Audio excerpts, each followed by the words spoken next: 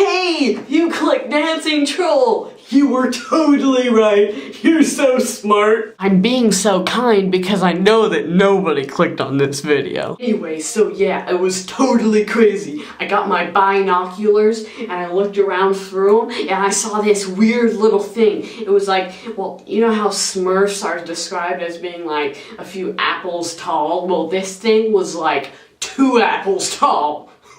So I ran over to it to make sure that I wasn't missing out on anything, and it turned out to be a little dancing troll thing. Don't know exactly how to describe it. It had this tall hair, right?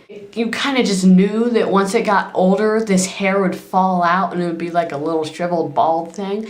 But this must have been a really young one because it had this super tall hair and it was like all colorful, and it was this little tan creature and it was dancing, and it had this strange peculiar dance that I'd never seen before. It looked sort of like this. Anyway, so the second I saw it, I immediately ran its stomach through with a spear because humans are naturally violent and ruthless people. I'm really proud to show you today the skull of a dancing troll.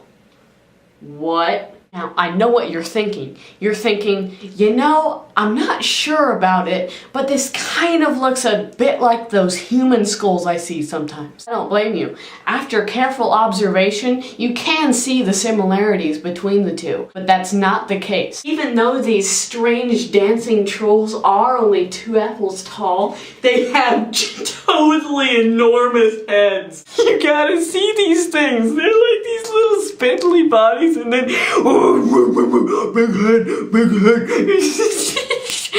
Yeah, I thought I'd show you the cranium first because this seems to be the most distinguishing feature of this dancing troll. You see these incredible teeth that stay intact a long time after a dancing troll's death, and they really have to be seen to be believed.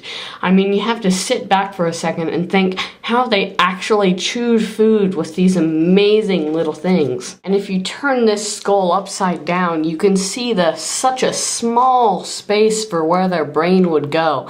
It's clear that they would be nowhere near as intelligent as human beings if we did take a look at their brain. The most amazing part of this, in my opinion, is this little thing on the back. It looks a bit like a paint stain, like somebody just carved out a piece of styrofoam and spray painted over it to make it look like a fake human skull, but that's really not what actually happened at all. This bit back here is actually the greatest weakness in a dancing troll. It is commonly known by scientists today, and that means me because I discovered the dancing troll, of course, as the Dancy button. The Latin term is Dancius buttoneus. What this strange button does is, if you press it hard enough through that soft little squishy flesh that's so tender, and it will actually cease dancing, which it must do for all eternity or else it'll be killed by the rest of its dancing troll tribe. And it will turn into a disabled fox. How crazy is that? Anyway, until next time, stay rad in school. Bye.